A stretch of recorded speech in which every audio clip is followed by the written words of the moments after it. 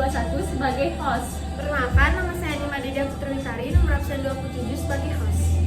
Perkenalkan, saya Nisya Putri Sulistiadewi, nomor absen 7 sebagai narasumber. Perkenalkan, saya Nima Putrita Sastra, nomor absen 25 sebagai narasumber. Perkenalkan, nama saya Putu Eder Mayani, saya sebagai narasumber. Kembali lagi bersama kita yaitu Podcast Santuy. Kali ini kita akan membahas peraturan yang ada di sekolah, terutama dalam berpakaian yang ada di semester. Nah, di sini aku mau nanya, menurut kalian pelanggaran kecil yang ada di semester itu seperti apa? Oke, menurut pendapatku nih, pelanggaran kecil yang bisa dilihat dari siswa-siswi yang ada di semester yang pertama ada di dasi. Nah, di semester dasinya kan sudah dibiasakan untuk perangkatan, misalnya dari kelas 10, kelas 11, dan kelas 12. Namun ada saja, misalnya kelas 12 dia masih memakai dasi yang baru mungkin kelas 10 atau kelas 11 kayak gitu. Kemudian yang kedua bisa dilihat dari rambut ya, dan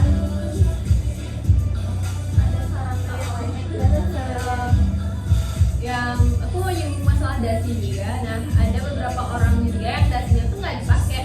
Dan hari Senin dan Selasa itu kan pakaiannya putih abu-abu ya.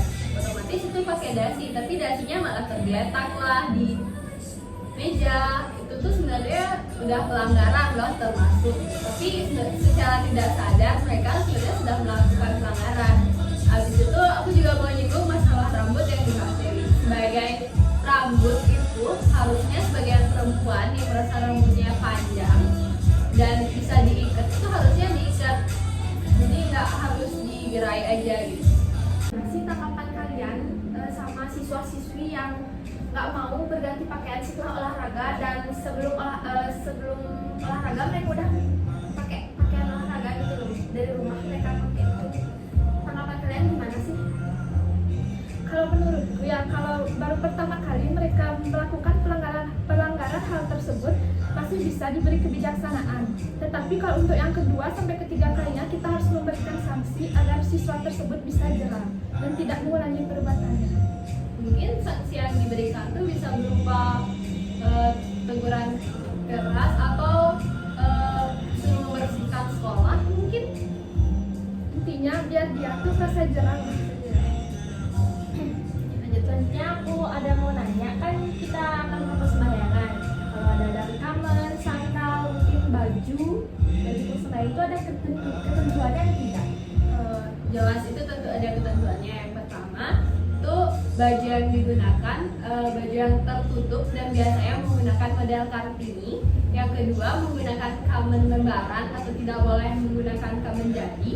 Yang ketiga sandal yang digunakan itu bukan sandal jepit kayak umumnya, tapi sandalnya itu sandal selop yang tidak menutupi jari-jari kaki.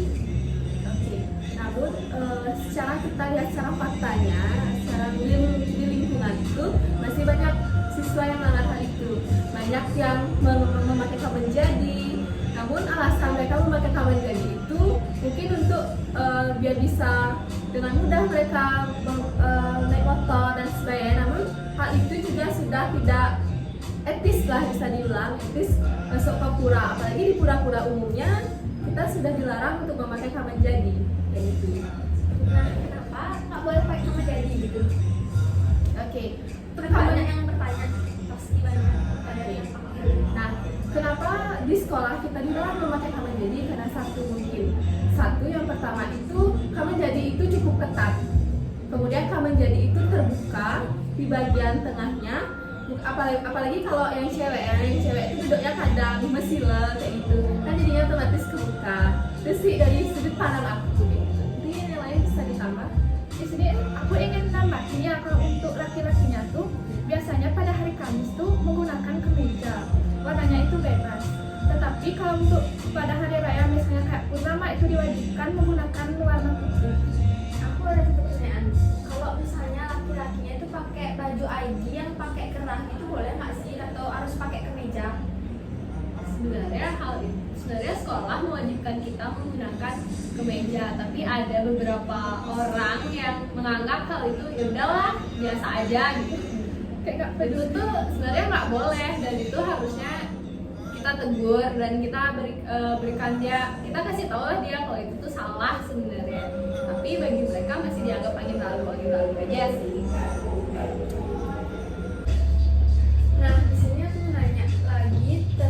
solusi dan kesimpulan yang bisa kita ambil dari permasalahan yang kita bahas tadi. Solusinya tuh apa sih menurut kalian?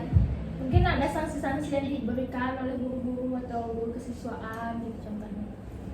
Oke, dari menurut pandanganku selama ini ya, untuk sanksi itu pastinya sudah ada dari lembaga pertama. Nah, namun sanksi itu nggak bisa setiap harinya kita lakukan kalau nggak dari diri siswa sendiri itu untuk mau berubah. Kemudian untuk solusi yang bisa aku saranin sih kayak kita buat video edukasi kayak gitu, gimana seharusnya tata tertib yang ada di semester dan lain sebagainya. Mungkin yang lain bisa masuk. Dan video-video edukasi yang diberikan juga bisa kita posting melalui akun-akun media sosial siswa atau akun media sosial sekolah resmi seperti akun OSIS, akun semester terkini, info semesta dan lain-lainnya supaya orang warga semesta bisa mengetahui apa sih fungsi adanya tata tertib, apa sih itu tujuannya gitu. Selain itu, kita juga harus tentunya kita harus memberikan sanksi seperti mungkin kita bisa nyuruh dia membersihkan kelas kan, jadinya mungkin malu dia tuh kalau dilihat Kalau misalkan siswa-siswa yang lambat tuh disuruh minta maaf ke kelas-kelas, apa efektif ya kayak gitu? Mungkin kalau nyuruh minta maaf ke kelas-kelas itu rasanya kurang efektif ya, karena gimana? Untuk apa kita melakukan itu namun diulangi lagi besoknya oleh siswa itu. Mending kita kasih dia pengarahan secara pribadi dengan siswa itu, apa sih sebenarnya masalahnya dia kok terus saja melanggar. Ya, itu sih menurutku. ya dimulai dari kesadaran diri sendiri. Ya balik lagi ke diri siswa masing-masing. Lembaga nggak akan berhasil merubah semua yang melanggar kalau bukan dari siswa itu sendiri. Itu sih. Oke, sekian untuk podcast kita hari ini. Semoga podcast kita bermanfaat juga ya bagi kalian. Sampai jumpa.